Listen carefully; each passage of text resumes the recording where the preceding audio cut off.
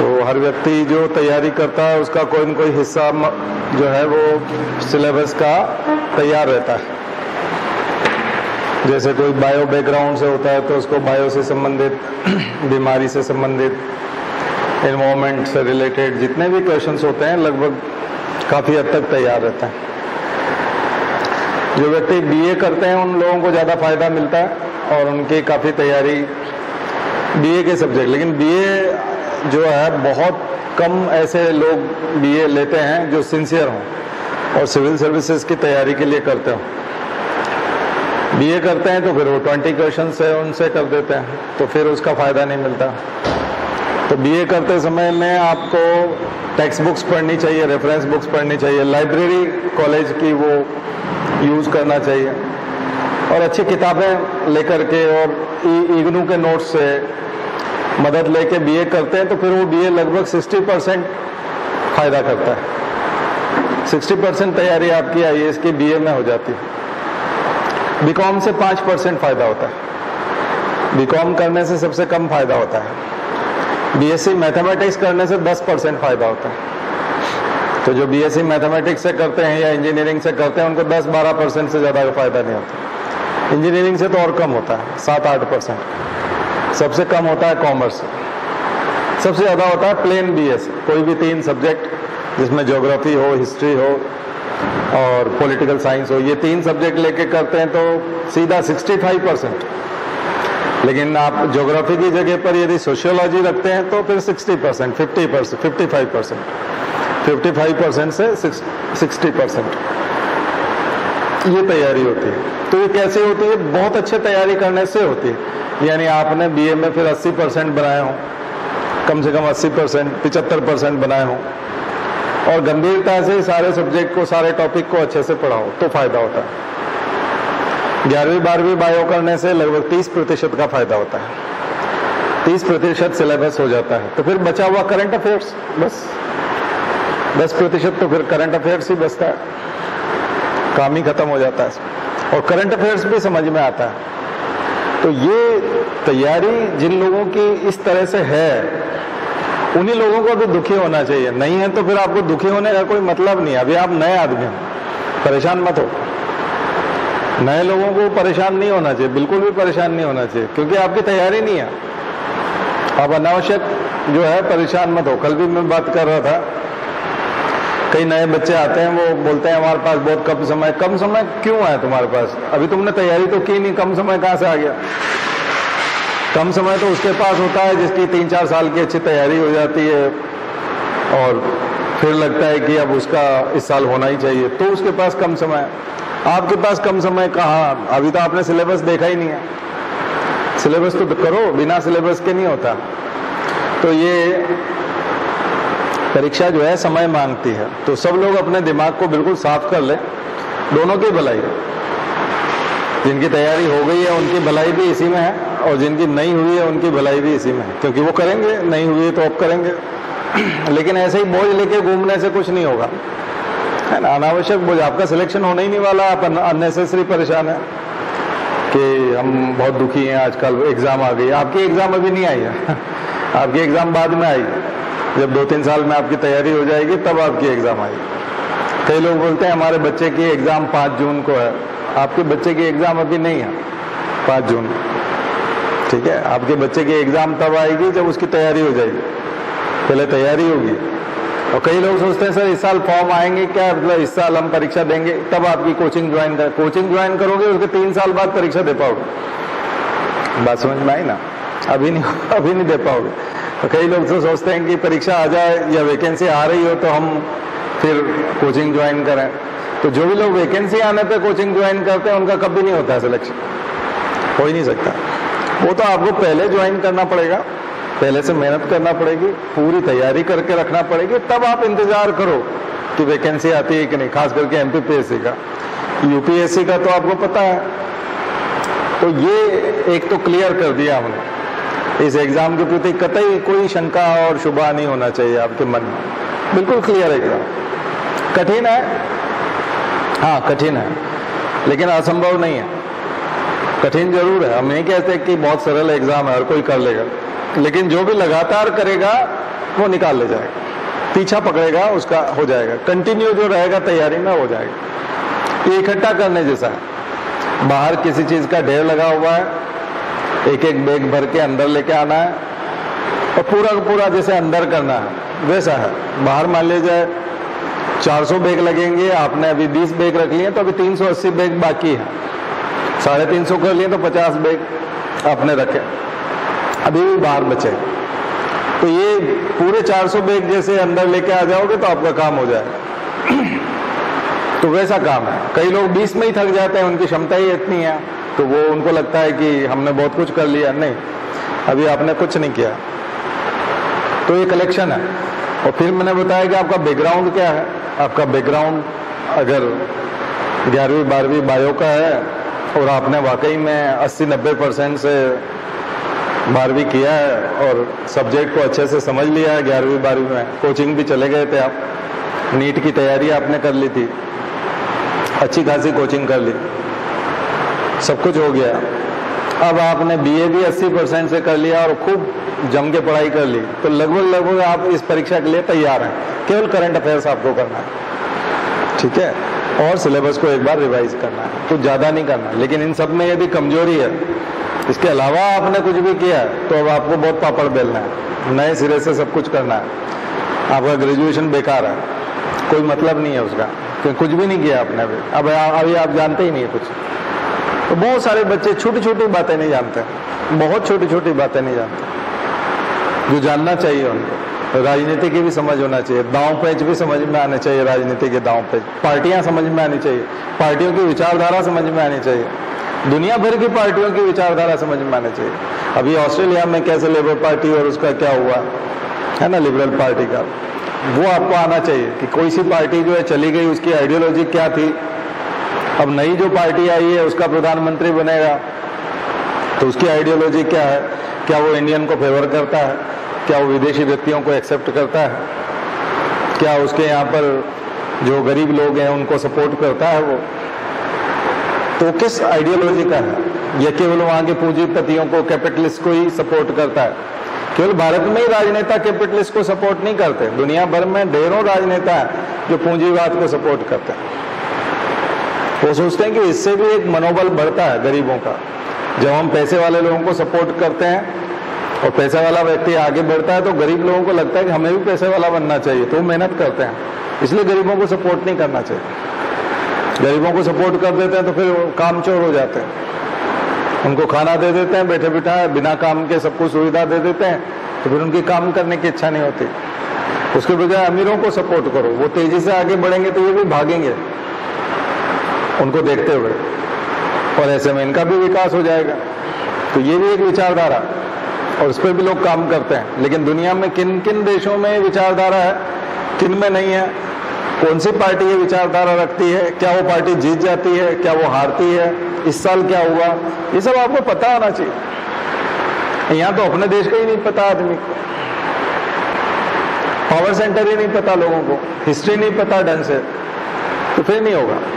तो आपको गहराई से पता करना, हर चीज खुला दिमाग रखना है, और जो भी घटना हो रही है उसमें किसी भी संगठन का नाम आ रहा है तो पता करो वो संगठन कौन है, क्यों ऐसे आतंकवाद फैलाता है, उसकी गहराई में जाओ, विकिपीडिया में जाके देखो, पढ़ो उसके बारे में। दरअसल क्या है कि सिविल सर्विसेज की तैयारी के दौरान आप गहराई से पढ़ना सीखते हैं और लंबे समय तक सिटिंग लगाना सीखते हैं और बहुत सारी चीजें पढ़ना सीखते हैं। इससे पहले जो भी परीक्षाएं हैं और आप जो देते हैं उसमें एक सीमित सिलेबस होता है, उसको आप पढ़ते हैं। कई बार आपको लगता है कि ये सिलेबस हमको, साल में एग्जाम होती है एक बार मार्च अप्रैल में, तो मार्च अप्रैल तक ये मुझे कंप्लीट करना है और एक आध बार रिवाइज करना है। सेमेस्टर वाली 2 बार होती तो आदमी 2 बार करके टुकड़ों में उस सिलेबस को कंप्लीट करने का समय निकालता है। एक महीने के अंदर वो उसको ज़्यादा से ज़्यादा 1 महीना पढ़ते हैं, ज़्यादा से ज़्यादा, तभी सिंसियर होते हैं, तभी घर वालों को बोलते हैं मेरी एग्ज़ाम आ गई है, अब मैं अभी थोड़ा कुछ मेहनत करूँगा, अब मैं कहीं जाऊँगा नहीं, मुझे कोई काम मत बताना।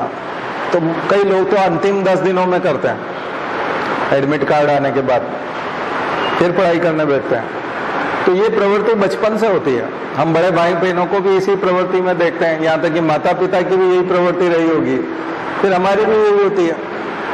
अब अचानक से आ जाते हैं सिविल सर्विसेज की तैयारी करने के, यहाँ आपको 2 या 3 साल तक 24 घंटे पढ़ना है। इंतजार नहीं करना है सिलेबस का, इंतजार नहीं करना है एडमिट कार्ड का, इंतजार नहीं करना है किसी भी एग्जाम का। आपको तो बस पढ़ना है और अपने आप को ऊपर ले जाना है, परिपक्व बनाना है, तब जाकर के एग्जाम के लायक होते। तो ये बिल्कुल डिफरेंट है। कई नए बच्चे जो है वो इतने सवाल होते हैं उनके मन में कि वो समझ ही नहीं पाते उस चीज को। वो सोचते हैं कि उसी प्रकार की जो हम जिस एग्जाम से निकल करके आए लगभग वैसा ही कुछ एग्जाम होगा और वैसा ही कुछ जो हमारे टीचर बताया करते थे वैसा ही कुछ ये भी बता दें, तो हम जाके एग्जाम दे दें और पास हो जाए। ऐसा नहीं होता। यहाँ जो भी आप तैयार करोगे उसका असर आपकी जिंदगी में आएगा, आपके व्यक्तित्व में आएगा, आपके बटन लगाने के तरीके में आएगा, कपड़े पहनने के सलीके में आएगा, आपके सीधे खड़े होने और बैठने और उठने और उन सब में आएगा, खाने पीने के तरीकों में आएगा। जिंदगी बड़ी व्यवस्थित हो जाती है इसमें। चाल चलन में आता है, बोलचाल में आता है, व्यवहार में आता है, दूसरों से बात करते समय में आता है। पहले हो सकता है कि आप प्रॉब्लम खड़ी करते हो दूसरे लोगों के लिए, इसके बाद में जिंदगी बड़ी व्यवस्थित हो जाती है। जब आप रूल ऑफ लॉ पढ़ते हो, डिसिप्लिन पढ़ते हो, फंडामेंटल राइट्स पढ़ते हो, दूसरों के अधिकार पढ़ते हो, अपने कर्तव्य पढ़ते हो, हिस्ट्री पढ़ते हो, हिस्ट्री में सभ्य व्यक्तियों के बारे में पढ़ते हो, जीवनी पढ़ते हो, ढेरों लोगों की बायोग्राफी पढ़ते हो, तो आपको आपने देखा होगा कई लोग कार इस प्रकार से खड़ी करते हैं, पीछे बहुत सारे लोगों को दिक्कत आती है और वो बीच रोड पे खड़ी करके रिलैक्स, उनको कोई टेंशन नहीं है। उसने कभी भी इस प्रकार की तैयारी नहीं की। जो दूसरों को ख्याल ज्यादा रखता है, जो इसको पता होता है कि मेरी वजह से किसको, मैं जो है अपनी कार को लेकर के कई बार 3-3, 4-4 राउंड कर जाता हूँ। कार खड़ी करने की जगह नहीं मिलती तो मैं खड़ी नहीं करता हूँ, प्रॉपर जगह नहीं मिलती पार्किंग तो मैं बिल्कुल खड़ी नहीं करता हूँ। 4 चक्कर हो जाते। कई बार मैं वो काम दूसरे दिन पे टाल देता हूँ क्योंकि आज जगह नहीं है, जबकि दूसरे लोग तो उस काम को करके जाते हैं, चाहे जगह हो चाहे ना हो, चाहे ढेरों लोगों को परेशानी हो उसके बाद, लेकिन वो उस काम को करके जाते हैं। हम लोग ऐसा नहीं कर सकते। हम लोग उस काम को कतई नहीं करेंगे, किसी भी कीमत पे नहीं करेंगे। आया ना समझ? क्योंकि वो पढ़ाई का असर जो है जिंदगी में आ गया। कार पार्किंग करना, आप अपनी बाइक जो पार्क करेंगे कभी भी ऐसी जगह नहीं करेंगे कि किसी को दिक्कत हो, नहीं तो फिर बाद में तो उसमें क्या हो गया, ऐसा नहीं। बहस करने की स्थिति भी नहीं। किसी को आप सबक सिखाएंगे कि हमने यहाँ खड़ी की और करी तो कर दी, अब तुमको जो करना, अब हम तुमको सबक सिखाएंगे। सबक क्यों सिखाओगे भाई? तो ये सब जो है पढ़ाई का हिस्सा होती है। ये सब चीजें नहीं आ रही है लाइफ में और आप बहस कर रहे हैं, परेशान हो रहे हैं, दुखी हो रहे हैं, दूसरों को दुखी कर रहे हैं, इसका मतलब सिविल सर्विसेज की तैयारी नहीं कर रहे। ये सब बंद हो जाता है। दुखी होना भी बंद हो जाता है और दुखी करना भी बंद हो जाता है। आप किसी को दुखी करते भी नहीं हो और दुखी होते भी नहीं, क्योंकि उसको ना समझ करके माफ कर देते हो। उसको समझ लेते हो कि बहुत ही समझदारी नहीं है, इसमें बिल्कुल समझदारी नहीं है, इसने पढ़ाई नहीं है, ये बेचारा कुछ जानता ही नहीं है। जैसे ईसा मसीह ने उनको माफ कर दिया था जो उनके किले ठोक रहे थे, जिनकी जान ले रहे थे, लेकिन उन्होंने कहा इनको माफ कर देना, इनको कुछ पता ही नहीं है ये क्या कर रहे हैं। तो आप तो केवल झगड़ा ही खत्म कर रहे हो ना, किले तो नहीं ठोक रहे आपके। कोई गाली दे रहा होगा, गोली तो नहीं मार रहा ना, तो उसी को माफ कर रहे हैं हम। तो गोली मारने वाले को तो माफ नहीं कर रहे, हम तो गाली देने वाले को माफ कर रहे हैं, लड़ने वाले को माफ कर रहे हैं। क्यों लड़ रहा है? हमको समझ है कि वो क्यों लड़ रहा है, वो ना समझ है इसलिए लड़ रहा है।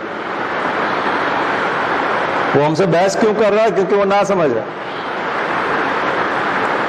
अननेसेसरी परेशान है। उस पर दया करने लायक है क्योंकि उसका मस्तिष्क बेचैन है, परेशान है, वो उस पर दया करनी चाहिए, वो दया करने लायक है, दया का पात्र है। ये चीजें होती हैं और ये सब आती जाती है, धीरे धीरे आती जाती है। जैसे जैसे आप चीजें पढ़ते हैं आती जाती है। जब आप ज्योतिबा फूले को पढ़ते हो, सावित्रीबाई, कल मैं रेनेसां की बात कर रहा था, खास करके गांधी। इसलिए अगला जो मैं बताऊंगा एक पहले पिछली बार मैंने शायद महावीर बुद्ध का कुछ बताया था, नहीं है तो उनको जोड़ लीजिएगा, महावीर और बुद्ध बताए थे ना, कि उनका प्रश्न जरूर आता है। फिर एक गांधी, तो आज हम गांधी की बात करेंगे। गांधी सबसे इंपॉर्टेंट सेक्शन है मॉडर्न हिस्ट्री का। सबसे पहले रेनेसा है और रेनेसा के बाद है गांधी।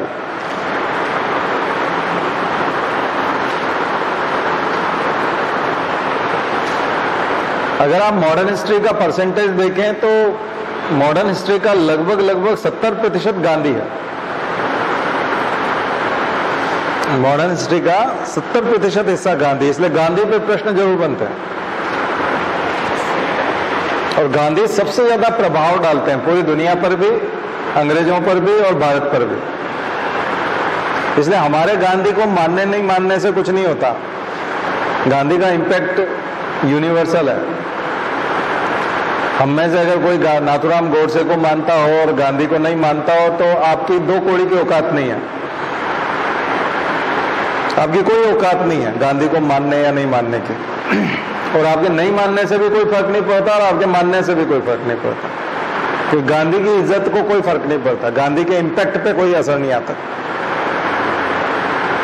गांधी पे जो प्रभाव पड़ता है, गांधी का जो प्रभाव है बिल्कुल अलग है, ठीक है। इसलिए उसका असर प्रश्न पत्रों पे जरूर रहता है, जो एग्जाम है उसके ऊपर जरूर असर होता है गांधी। चाहे निगेटिव ले लें पॉजिटिव ले लें, उसके प्रश्न आते ही हैं और ज्यादातर 90% पॉजिटिव क्वेश्चंस आते हैं, 10% निगेटिव आते हैं। जैसे अंबेडकर के मामले में बात जब होती है, सुभाष चंद्र बोस के बारे में जब बात होती है, भगत सिंह के बारे में जब बात होती है, तो थोड़ा सा गांधी के प्रति एक निगेटिविटी आती है और प्रश्नों का स्वरूप भी कभी कभी उस प्रकार का हो जाता है। क्योंकि भगत सिंह के साथ एक बहस है, सुभाष चंद्र बोस के साथ बहस है, अंबेडकर के साथ बहस है, तीनों कई बार विरोधी खड़े नजर आते हैं, लेकिन वो विरोधी नहीं है, तीनों ही मानते हैं गांधी को, बहुत ज्यादा मानते हैं, तीनों ही बहुत ज्यादा मानते हैं। लेकिन जनता यह मूल्यांकन करती है कि ये एक नॉर्थ पोल है, ये साउथ पोल है, जबकि ऐसा नहीं है। ये ना समझ लोगों की कहानी है। तो यहां प्रश्न निकालना जरूर सीखिए, ठीक है। और इन तीनों का प्रश्न सेपरेट भी जरूर आता है, अंबेडकर का और भगत सिंह का और सुभाष चंद्र बोस का, तीनों का अलग अलग प्रश्न आने की संभावना भी बहुत ज्यादा हो जाती है, ठीक है। नेहरू का प्रश्न जो है वो स्वतंत्रता संघर्ष के दौरान वाले में नहीं आता, बल्कि 1947 के बाद, इंडिया सिंस इंडिपेंडेंस जब हम बोलते हैं ना, उस वाले में नेहरू के प्रश्न तैयार होते हैं। क्योंकि उस समय में नेहरू काम के लिए तैयार हो रहे हैं, 47 तक तो नेहरू काम के लिए तैयार हो रहे हैं, तो वहां बहुत कम प्रश्न है उनके। तो ज्यादा प्रश्न किसके हैं? गांधी के। सुभाष चंद्र बोस 47 के बाद नहीं है, इसलिए सुभाष चंद्र बोस के और भगत सिंह के। क्रांतिकारियों की बात आती है तो भगत सिंह के। तो यहां भगत सिंह दूसरे क्रांतिकारियों से बिल्कुल अलग है, इसलिए सबसे ज्यादा प्रश्न भगत सिंह के पूछे जाते हैं। आप कहेंगे चंद्रशेखर आजाद पूछ सकते हैं, राम प्रसाद बिस्मिल पूछ सकते हैं, हाँ पूछ सकते हैं, लेकिन भगत सिंह अलग है। भगत सिंह को भगत सिंह बनाती है उनकी जिद, एक अलग प्रकार की जिद, और उनको पता है कि उनकी मौत हो जाएगी, उसके बावजूद उस रास्ते को चुनना।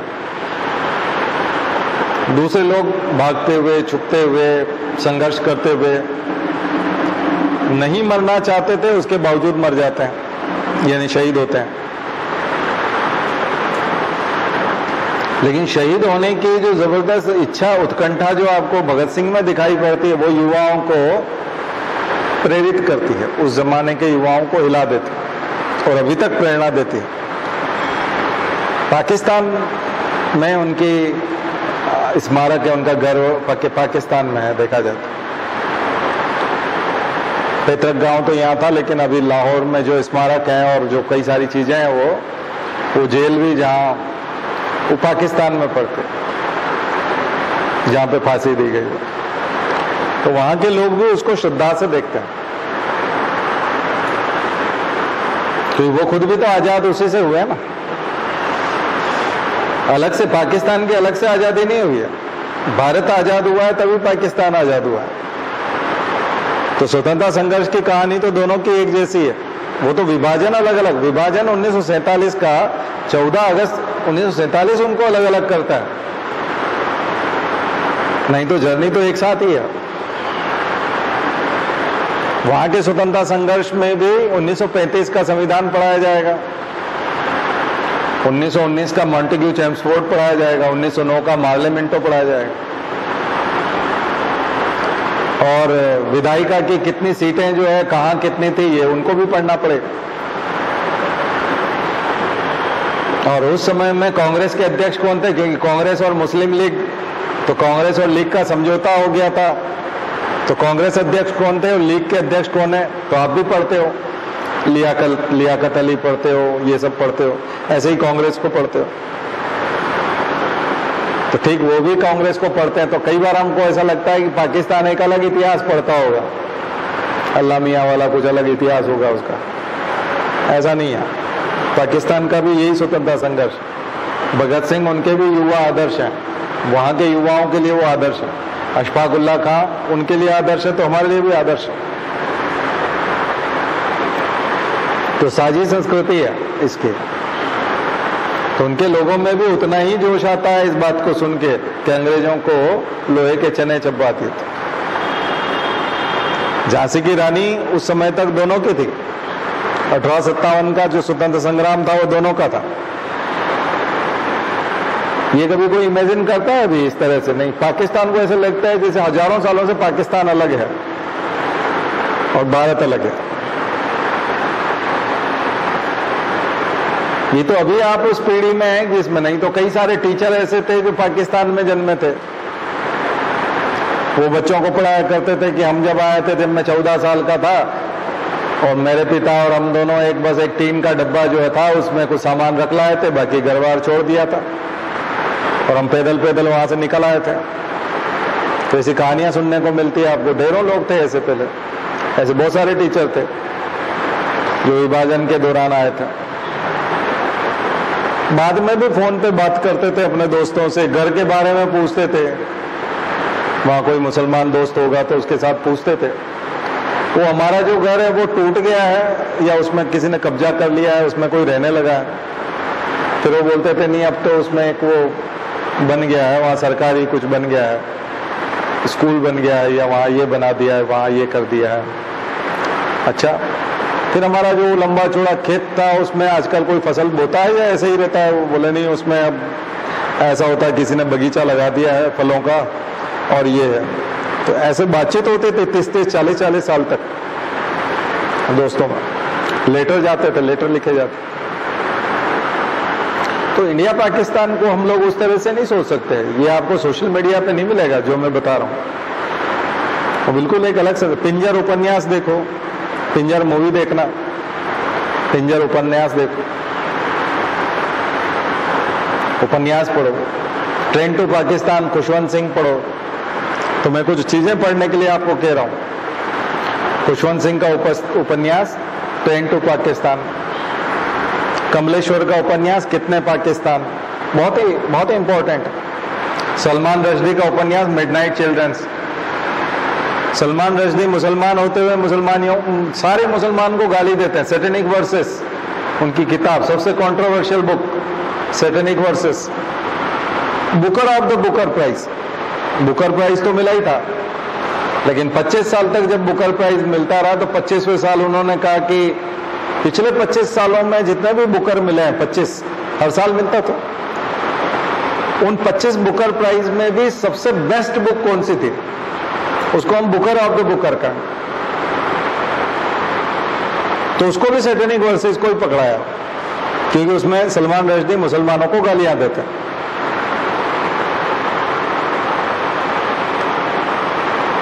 तो सलमान रश्दी मुसलमानों को गालियां देते हैं तो फतवा जारी हुआ सलमान रश्दी के खिलाफ भारत में भी और पाकिस्तान में, खास करके पाकिस्तान में, हमको आधी रात की संतानें बोलते हो। उन्होंने कहा तुम 14 अगस्त और 15 अगस्त की जो रात थी, आधी रात में 12 बजे पैदा हुए थे, इसलिए तुम आधी रात की संतान हो। मिडनाइट चिल्ड्रंस, पाकिस्तान को उन्होंने कहा मिडनाइट चिल्ड्रंस, आधी रात की संतान।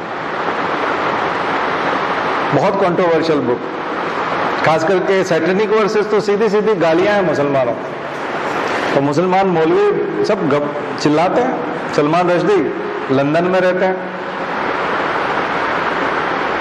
और ब्रिटिश लोग बहुत पसंद करते हैं अपने ही धर्म को और अपने ही लोगों को गाली देने वाले को बहुत अच्छा रखते हैं, पैसा भी खूब देते हैं, उसको सम्मान देते हैं, प्राइज देते हैं और लंदन में जगह बंगला वगैरह सब देते हैं। आप भी हिंदुओं को गाली देने लग जाओ, कट्टर हिंदुओं को, सबको एक आध दो किताब लिखो, आपको लंदन में शानदार लाइफ मिलेगी, प्राइज वाइज, और बच्चे कंपटीशन में आपका नाम पढ़ेंगे और आप जो किताब लिखोगे उसका नाम पूछा जाएगा कंपटीशन में। बस इंडिया नहीं आना फिर नहीं तो मॉब लिंचिंग हो जाएगी। ये वीएस नायपॉल, अभी एक बीजेपी का नेता वीएस नायपॉल के बारे में बता रहा था कि वीएस नायपॉल बोलते हैं कि ये, अब उसने पढ़ी नहीं, India is wounded civilization, Bharat एक घायल सभ्यता। वीएस नायपॉल नोबेल प्राइज मिला था साहित्य का, हाफ ए लाइफ, पूरी की पूरी ब्राह्मणों के अगेंस्ट है। यानी ऐसा लगता है ज्योतिबा फुले लिख रहे हैं, पेरियार लिख रहा है, अंबेडकर लिख रहे हैं, against Brahminism, half a life novel. तो पूरी सीरीज अगर आप पढ़ोगे तो लगेगा कि जो वीएस नायपॉल हैं वो धुलाई करते हैं इंडिया के ब्राह्मणों की, परंपराओं की, पंडितों की, भयंकर धुलाई करते हैं। और बीजेपी वाला कोट कर रहा था उसको कि वीएस नायपॉल, अब भाई मेरे वीएस नायपॉल को कोई पढ़ता नहीं है तो अब किसी ने पढ़ना शुरू कर दिया तो क्या करो। ये चंद्रपाल, रामपाल, नायपॉल, ये सब सरनेम आप वेस्ट इंडीज में देखते हो ना, वो खिलाड़ी होते हैं, रामपाल, चंद्रपाल, शिवनारायण चंद्रपाल, है ना, राम नारायण, ये सब खिलाड़ी हैं। ये से ही नायपॉल, ये सब बिहारी और हरियाणा और यहाँ के जो लोग काम करने के लिए गए थे उधर कैरिबियन आइलैंड्स पे, जिसको हम वेस्ट इंडीज कहते हैं, क्रिकेट की लैंग्वेज में हम बोलते हैं ना वेस्ट इंडीज कंट्री है, तो उन्होंने अपना तमाम आइलैंड ने ग्रुप बनाया, उसको हम बोलते हैं वेस्ट इंडीज। वही लोग हैं, वहीं के थे वीएस नायपॉल, लेकिन ब्रिटेन में रहे ज्यादा से ज्यादा, खूब प्राइज मिले, नोबेल मिल गया लिटरेचर का नोबेल मिल गया भारत को गाली देने के लिए। हिंदू होकर के हिंदू को गाली दोगे, जबरदस्त लाभ आपको अंग्रेजों की तरफ से मिलेगा। ठीक है, मुसलमान होकर मुसलमानों को गाली दोगे, तस्लीमा नसरीन, बांग्लादेश की मुसलमान लेखिका, पूरी दुनिया समर्थन करती है तस्लीमा का, और वो मुसलमानों को गालियां देती है, मौलवियों को, मुसलमान पुरुषों को, विवाह पद्धति को, निकाह को, तलाक को, महिलाओं की स्थिति को, यौन शोषण को, इन सब को खूब उजागर करते किताबें लिखी। माय चाइल्डहुड डेज, बचपन में मेरा कितना शोषण हुआ, मैं छोटी बच्ची थी तब, ज्यादा उम्र के जो मुसलमान लोग थे वो भी कितनी गंदी निगाह रखते थे, सबके बारे में खुल के लिखा, उसने जम के लिखा। तो गालियां पड़ती, फतवा जारी होता है, लोग ढूंढते हैं कहाँ है, तो ममता बनर्जी ने बंगाल में शरण दे रखी थी, फिर लंदन में चली गई, ब्रिटेन ने शरण दी, अमेरिका ने कहा कि ये तो राइट टू फ्रीडम है और इसको पूरा अधिकार है कुछ भी लिखने का, बोलने का। बात समझ रहे हैं ना, ये सब इंपॉर्टेंट चीज है। फिल्म बनाती है मीरा नायर, हिंदू देवी देवताओं के अगेंस्ट भी बना देती है, गुरिंदर चड्ढा बना देती हैं, नेमसेक उपन्यास, उसके ऊपर मूवी भी है, ये भी है, पुलिस झुम्पा लाहिरी लिखती हैं। ये ढेरों लोग हैं, विक्रम सेठ है, अरविंद अडिगा है, द व्हाइट टाइगर मूवी भी बनी है। तो ये सब जो लोग हैं ये लेखन करने वाले लोग, लेकिन अधिकांश लोगों का लेखन जो है वो भारत के विरुद्ध है, भारतीय संस्कृति के विरुद्ध भी जाता है, और खुल के लिखते हैं। लेकिन हम सब उनको परीक्षा में तैयार करते हैं, एक एक पैराग्राफ तैयार करते हैं, उसके नोट्स बनाते हैं और प्रश्न भी आते हैं उनके, इंटरव्यू में भी उनको पूछा। तो ये चीजें पकड़ना पड़ेगी आपको कि दुनिया में कोई फेमस होता क्यों है, और भारत के विरुद्ध लिख करके नोबेल प्राइज और ये तमाम प्रकार के प्राइज कैसे मिल जाते हैं, पुलित्जर, बुकर, नोबेल। तो आज करो, मैंने कल होमवर्क भी दिया था आपको कि प्राइज विनर्स जितने भी लोग हैं उनको ढूंढो, उनको प्राइज मिला क्यों है, देखो प्राइज क्यों दिया गया और पढ़ो उसको। ये आपके अब समझ में आ रहा है, सिलेबस बिल्कुल डिफरेंट है, ये सिलेबस नहीं है। कई बार हमको लगता है कि हम मतलब किताबें पढ़ लेंगे, नोट्स पढ़ लेंगे, नोट्स से अलग है, वहां प्रश्न इसके आते हैं, विचार बनते हैं, इससे विचार बनेंगे। और जो लोग कम पढ़े लिखे हैं बीजेपी में, कांग्रेस में, इनका उदाहरण दे बैठते हैं, जबकि उनके खिलाफ है, उनकी कब्र खोद रहा है और आप उसका नाम ले रहे हो नेशनल मीडिया में। नेशनल मीडिया क्या, लोकल मीडिया एक जैसा है, नेशनल मीडिया और नेशनल मीडिया जैसा रहा नहीं, उसको पता ही नहीं वो क्या बात कर रहा है, उसको होश ही नहीं है।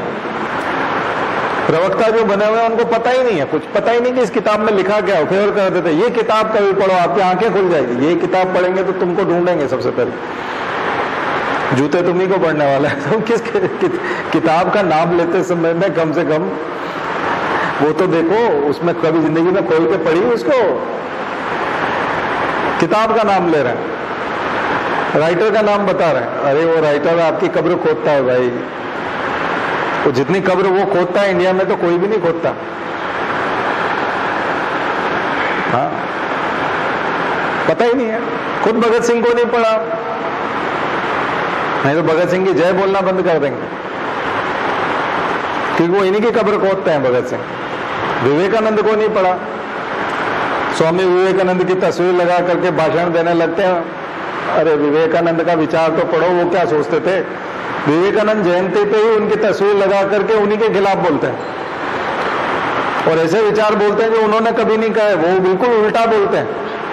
विवेकानंद कुछ और बोलते थे, उसका उल्टा बोलते थे। भगत सिंह जो सोचते थे, उनकी जयंती पे और उनके शहीद दिवस पर भगत सिंह के अगेंस्ट जाते हैं। सुभाष चंद्र बोस को फोटो उसका लगाएंगे, होलोग्राम वगैरह किया था ना, और उसी के अगेंस्ट बोलते हैं। सुभाष चंद्र बोस बिल्कुल डिफरेंट आदमी, आप जैसा बोल रहे हो वैसा था ही नहीं वो आदमी। तो ये तो कम पढ़े लिखे नेताओं के कारण, एकदम अभी तक के सबसे कम पढ़े लिखे और एकदम मूर्ख नेता पैदा हुए हैं इस युग में, आप जिस युग में जी रहे हैं। महामूर्ख, एक नंबर के महामूर्ख, सबसे कम पढ़े लिखे, अपने ही पांव पे कुल्हाड़ी मारने वाले, क्योंकि उनको पता ही नहीं वो क्या कर रहे हैं, उनके विचारों को वो जानते ही नहीं है। ये प्रॉब्लम है, कम पढ़े लिखे लोगों की ये दिक्कत है। तो अब कम से कम ऐसे युग में पैदा हुए तो आपकी जिम्मेदारी दोहरी हो जाती है, क्योंकि आपको यहां से सीखने को कुछ नहीं मिलता, तो वो ख्याल भी आप ही को रखना है अपना कि हमको कौन सी चीज पढ़ना है। तो आपको खुद को तय करना पड़ेगा, नहीं तो आप कचरा हो जाएंगे। ये जिस तरह से बेवकूफ बना रहे हैं और जो काम कर रहे हैं वो आप नहीं कर पाओगे, क्योंकि आप पढ़ोगे तो समझ आएगी, फिर आपको लगेगा ये गलत है, अज्ञानता में कर जाओ, मालूम पड़ने के बाद नहीं कर पाओ। आपको जब से मालूम पड़े कि इस खाने की चीज में गाय की चर्बी है, और अगर आप हिंदू और गाय नहीं खाना चाहते तो आप खाओगे क्या उसको? जब तक नहीं पता था, मैं भी 2 बार पिज्जा खा गया, बाद में मुझे पता चला कि वो जो पिज्जा का जो बेस होता है उसमें जिलेटिन होता है और उसमें गाय की चर्बी होती है, तो मैंने पिज्जा खाना बंद कर दिया। तो पिज्जा खाना मतलब गाय खाना। मुझे कोई खास टेस्टी नहीं लगा था, या ऐसा भी नहीं मैं मिस करता हूँ पिज्जा को, बस 1 बार 2 बार खाया होगा। बाद में उसके बारे में किसी ने बताया, ऐसे ही लेक्चर में कहीं सुना, फिर मैंने कंफर्म किया विकिपीडिया पे जिलेटिन। तो जिलेटिन जब किया तो उसने कहा या तो सुअर का होता है या गाय का होता है। एनिमल फैट होता है। अब मुसलमान के लिए तो वो लिखवा लेते हैं कि सुअर का हो तो हराम लिख दो इस पर, और सुअर का नहीं है और गाय का है तो हलाल लिख दो, तो वो तो हलाल और हराम लिखवाते हैं। तो हम तो दोनों ही चलते हैं, हमको तो सुअर का भी चलता है, गाय का भी चलता है, तो हम तो हलाल और हराम वाला कंसेप्ट तो मानते नहीं, वो तो लिखवाते हैं, खास करके अरब देशों में, सऊदी अरब में, दुबई में, शारजाह में, उधर यूएई में, अमीरात, जो 9 एमिरेट्स हैं, वहां तो लिखना जरूरी है। लेकिन हमको तो सब चलता है ना।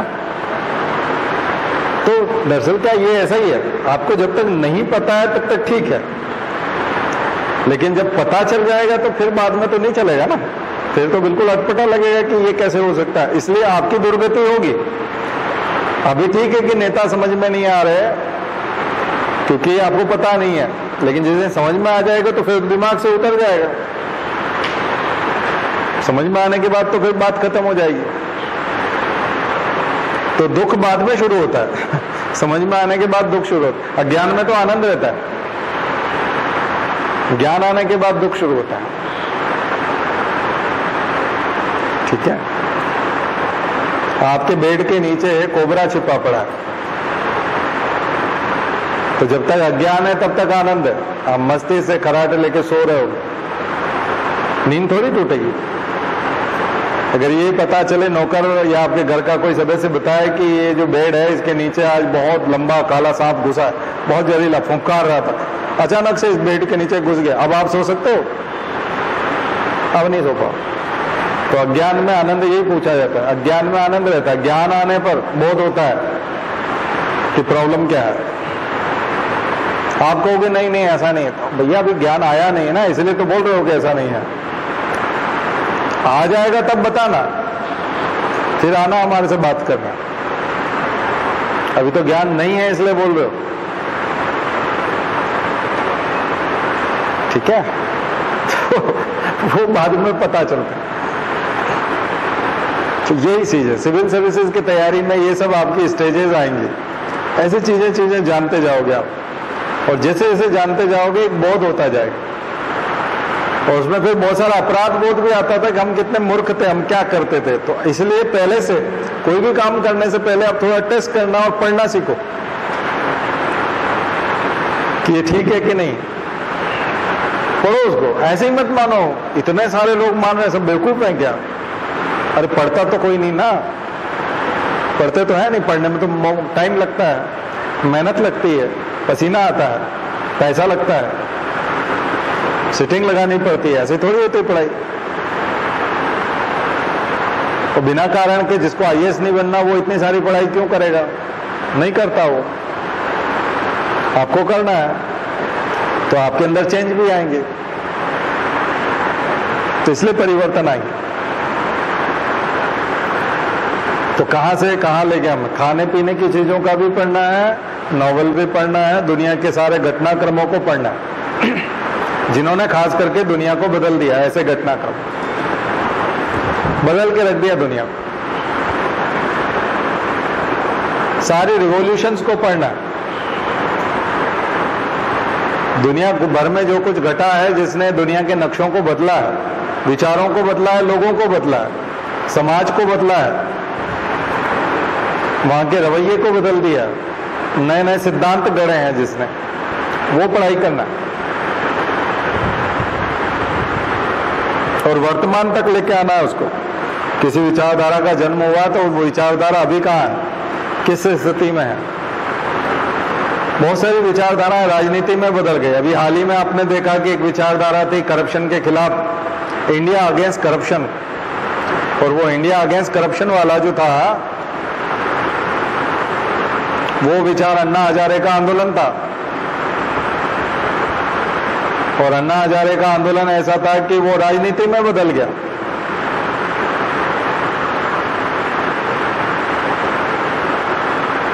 और अरविंद केजरीवाल जो है वो दिल्ली के मुख्यमंत्री बन गए, आम आदमी पार्टी बन गई, और पंजाब में भी आम आदमी पार्टी की सरकार आ गई।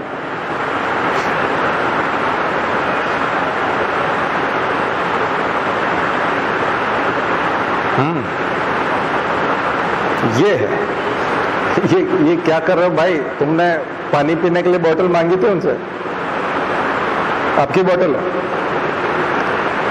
तो तुम 70% पानी तो तुम ही पी गए उसको। अच्छा भैया, अच्छा ठीक है फिर वही लेके आएंगे मुझे लगा कि पानी उधार मांगा पीने के लिए 70% पानी। अच्छा आप ही का पानी है? हाँ मतलब एक साथ ही हो। अच्छा मुझे लगा कि वो कुछ बोल नहीं रहे बेचारे, उनका पानी मांगा, मैं देख रहा हूँ खाली होती जा रही है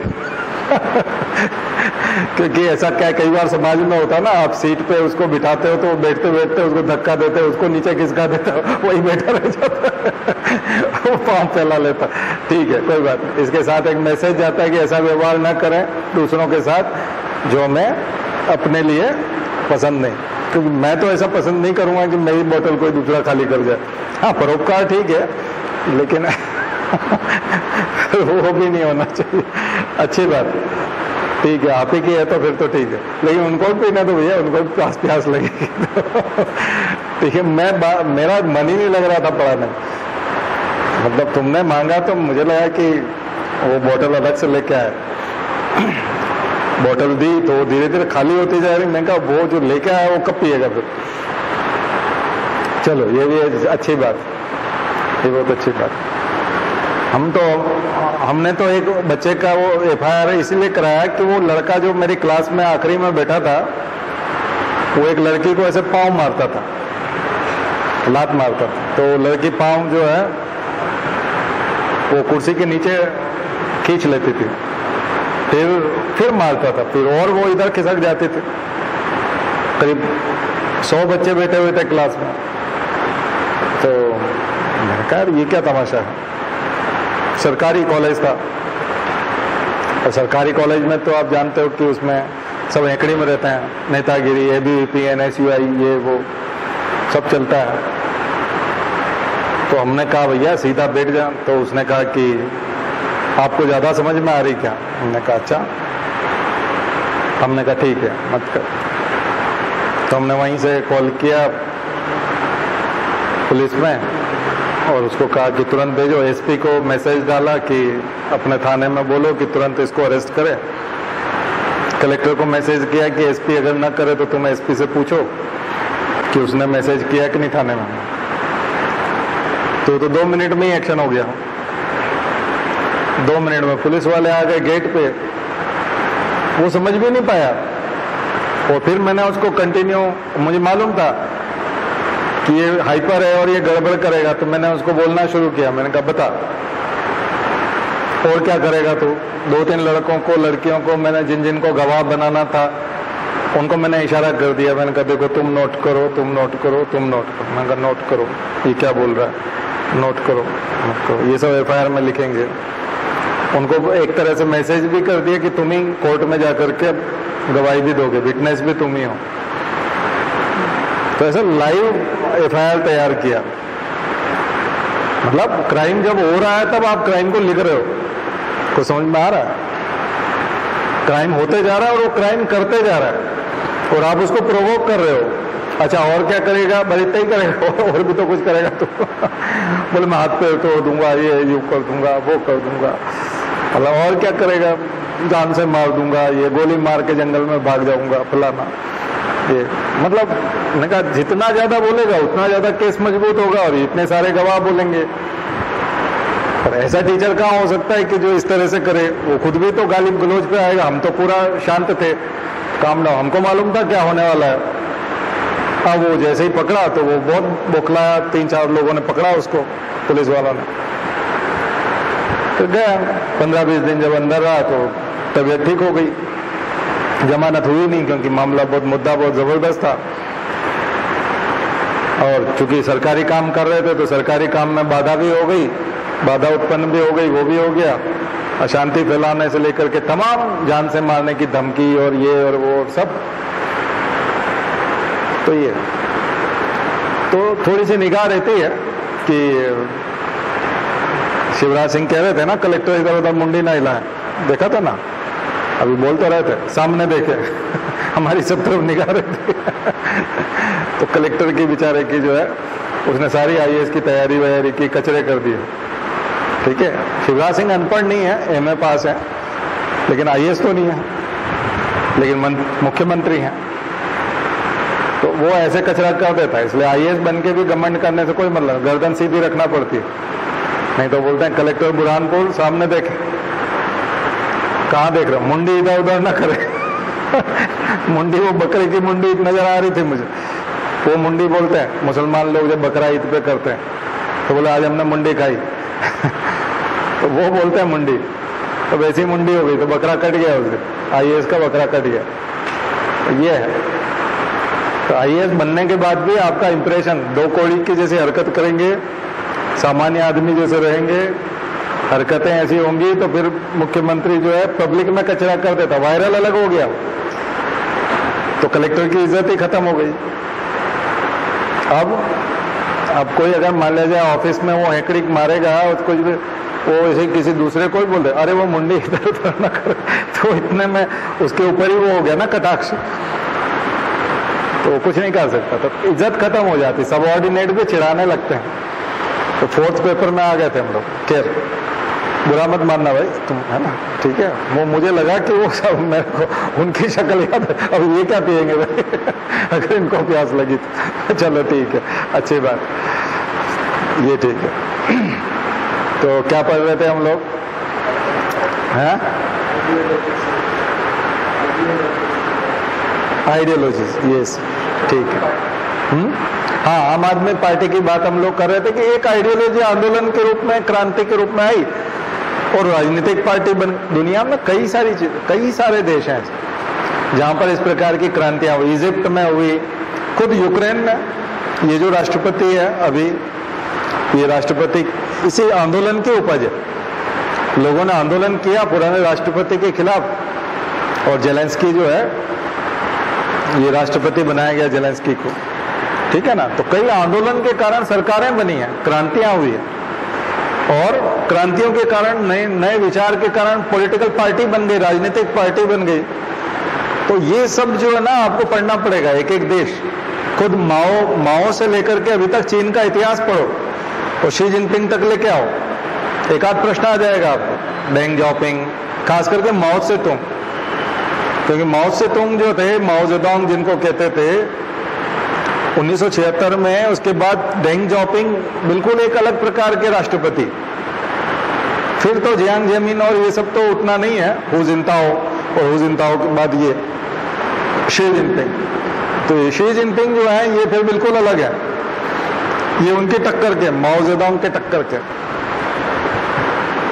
जबकि बीच में जो आए क्रांतिकारी वो है डेंग जाओपिंग। डेंग जाओपिंग, तो एक कम से कम 3 आदमियों के बारे में खूब पढ़ो, माओ जेडोंग, डेंग जाओपिंग और शी जिनपिंग, और तीनों के नेचर के बारे में पढ़ो, तो आपको परीक्षा में बहुत सारे प्रश्न मिलेंगे। तीनों किस प्रकार की सोच रखते थे, विकिपीडिया में जाके पढ़ो। चीन का इतिहास हिंदी में भी मिल जाएगा, इसमें भी मिल जाएगा। पुराना इतिहास पढ़ने की जरूरत नहीं है, अभी का 47 के बाद का। तो केवल भारत का इतिहास पढ़ने से नहीं होगा, फ्रांस का पढ़ो, फ्रांस का नेचर क्या है, क्यों जो है अभी जो हमारे राष्ट्रपति इमैनुअल मैक्रों को बधाई दे के आए, हमारे प्रधानमंत्री, चुनाव का रिजल्ट आया इमैनुअल मैक्रों का, तो बधाई दे के आए ना अभी। तो क्यों दे के आए, आखिर इमैनुअल मैक्रों इतने जबरदस्त क्यों है ना। और कौन कौन से ऐसे राष्ट्रपति जो प्रो इंडिया थे, ठीक है, फ्रांस के कौन से राष्ट्रपति प्रो इंडिया रहे, भारत के कौन कौन से ऐसे नेता हैं जो फ्रांस को सपोर्ट करते रहे, खास करके हथियारों के और उसके मामले में। तो फ्रांस से हमने हथियार खरीदना की पॉलिसी कब से शुरू की। इजराइल, ठीक इसी प्रकार का देश है इजराइल, ठीक है, और अमेरिका। तो 4-5 महत्वपूर्ण देश हैं। जैसे ऑस्ट्रेलिया भी उतना महत्वपूर्ण नहीं है, इंपॉर्टेंट, लेकिन फिर भी हमारे से बहुत दूर है और हमारे रिलेशन अलग प्रकार के हैं। लेकिन France, Germany, America, Britain, Israel, रूस, चीन, ये बहुत इंपॉर्टेंट कंट्री है,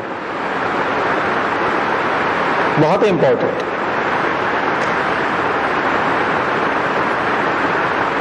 इनके साथ भारत के संबंध, भारत के इनके प्रति विचार और इनके विचार भारत के प्रति और इन देशों के प्रति भारत क्या सोचता है, भारत के नेता क्या सोचता है, और उसका थोड़ा सा इतिहास, यहां से प्रश्न आने की संभावना बहुत ज्यादा है। तो मैं कुछ इंपॉर्टेंट सेक्टर सप्ताह भर का होमवर्क आपको दे रहा हूं।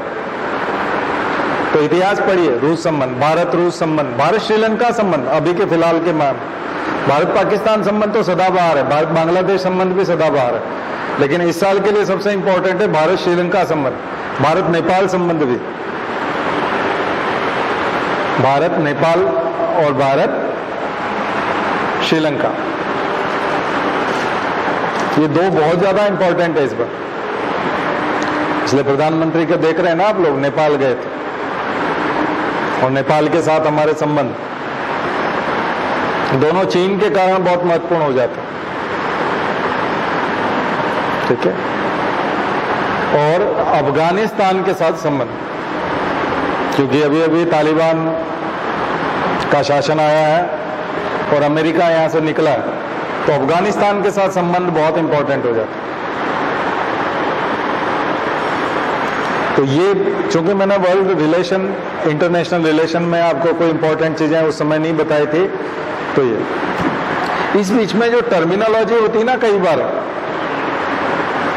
शंघाई 6 के रूप में जैसे कोई संगठन है, कोई टर्म है, जैसे लुकिस्ट पॉलिसी बोलते थे, एक्टिस्ट पॉलिसी बोलते थे हम लोग, ईस्ट कंट्रीज जो है वियतनाम, लाओस, थाईलैंड, म्यांमार, इन सब देशों के प्रति भारत की नीति को हम लोग क्या बोलते थे, एक्टिस्ट पॉलिसी। पहले बोलते थे हम मनमोहन सिंह के समय में लुकिस्ट, और मोदी आए तो इन्होंने कहा बोले अब लुकिस्ट से काम नहीं चलेगा, एक्टिस्ट, इनके साथ काम करके बताओ, पूर्व के देशों के साथ काम करके बताओ,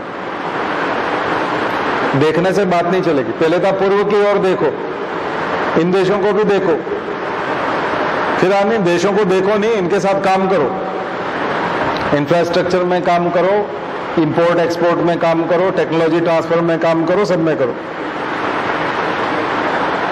तो आज मैं आपको इंटरनेशनल रिलेशन वाला होमवर्क भी दे देता हूं। तो हम लोग 5 जून के इंपॉर्टेंट क्वेश्चंस देख रहे हैं, उसकी भूमिका बना रहा था मैं। 5 जून को इंपॉर्टेंट प्रश्न कौन से आएंगे, तो आप लोग ये संबंध देखने की कोशिश करो।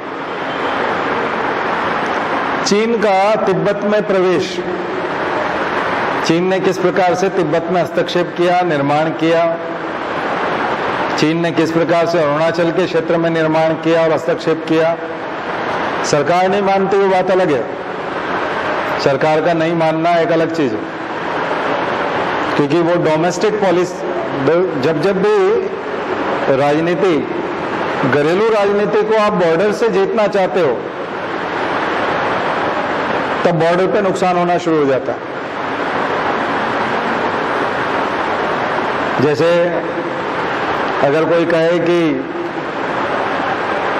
किसी आदमी को अगर शारीरिक कष्ट नहीं होता तो उसको हम मुखिया बनाएंगे, तो किसी ने जाके पूंछ पे पांव रख दिया, तो जिसको मुखिया बनना है वो चिल्लाएगा नहीं,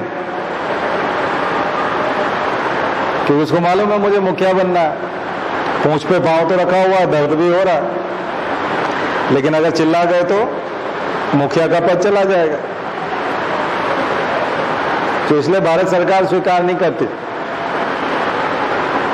कि कोई घुसाया, क्योंकि अगर स्वीकार कर लेंगे तो कमजोर माने जाएंगे कि ऐसे कैसे घुसाया, फिर तुम क्या कर रहे थे,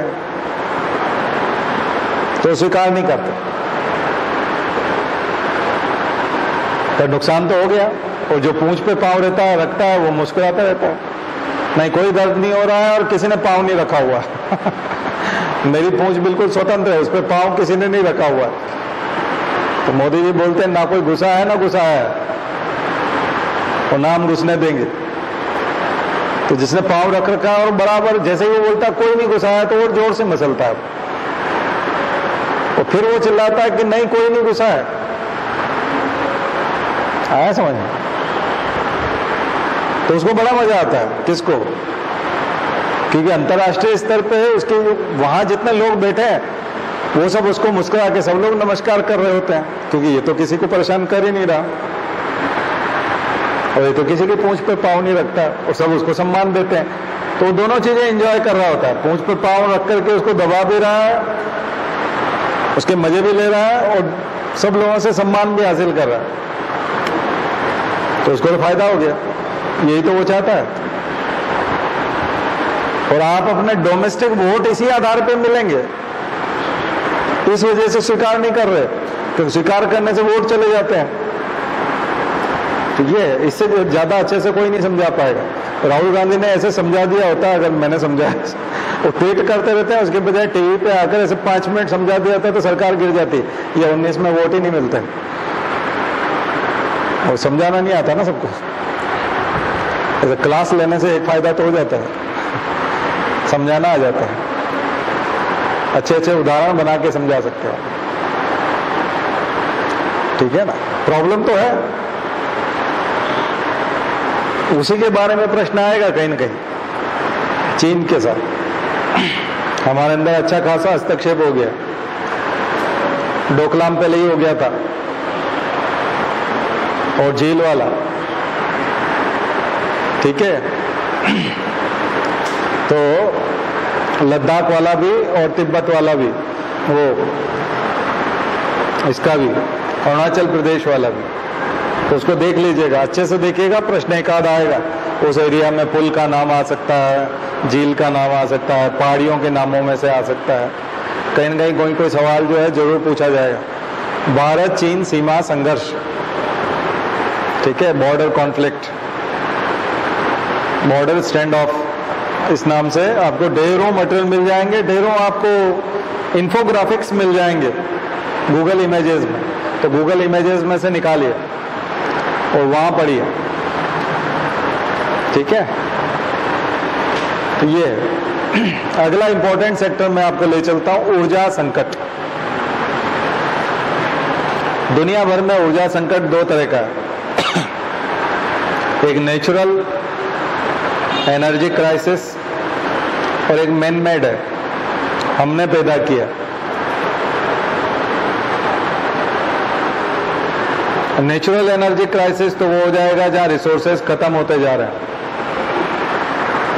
ठीक है, तो वो क्राइसिस एक अलग चीज है। या फिर पुरानी टेक्नोलॉजी को हम छोड़ चुके हैं और नवीनता की ओर रिन्यू करते जा रहे हैं।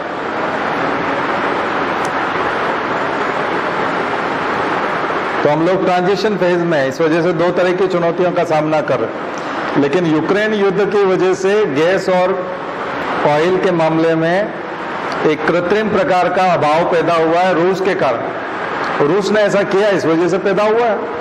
रूस अगर युद्ध नहीं छेड़ता तो नहीं होता। तो एनर्जी के ऊपर जरूर एक प्रश्न बनेगा, तो इंपॉर्टेंट सेक्टर बता रहा हूं, क्योंकि अगली क्लास जब होगी उसके बाद बचेगा कितना, हाँ बचेगा, करीब 5 दिन और रहेगा आपके पास, पर उस समय में ज्यादा होमवर्क नहीं कर पाओगे आप, अभी ज्यादा होमवर्क कर सकते हो, ठीक है। तो battery, lithium ion battery, hydrogen energy, electric vehicles,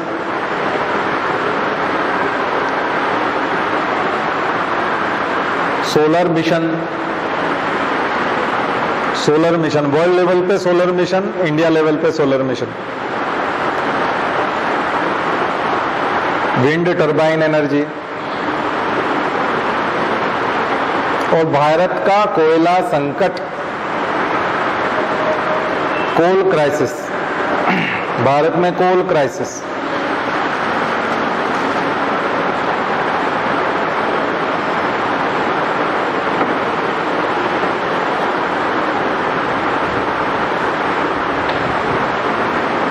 तो भारत में कोयला क्राइसिस जो है उसमें क्यों है, कैसी है और क्या क्या कारण है उसके बारे में पढ़ लीजिए। तो उसके कारण क्या है, भारत में अचानक से कोयला संकट कैसे आया, क्यों आया।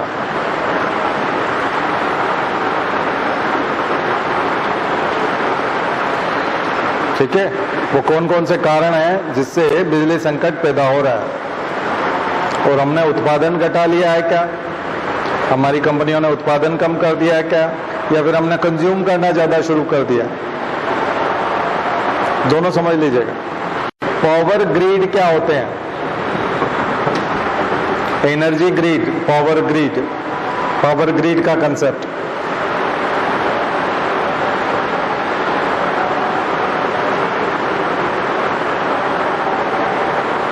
ठीक है, ये कुछ होमवर्क है, इनको थोड़ा सा समझिएगा।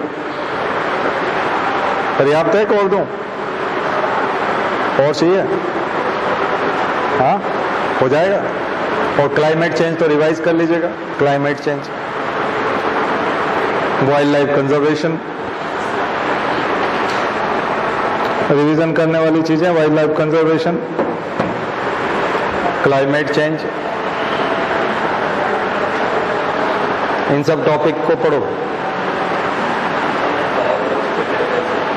हाँ, बायोडाइवर्सिटी का रिवीजन भी बहुत जरूरी है। सस्टेनेबल डेवलपमेंट चैप्टर को जरूर पढ़िएगा, ई ज्ञान कोश पे जाकर के।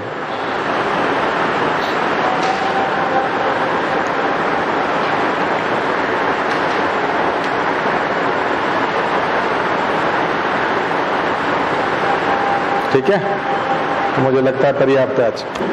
चलिए शांति पाठ करते हैं। ओम द्यौ शांति अंतरिक्ष गुम शांति प्रीत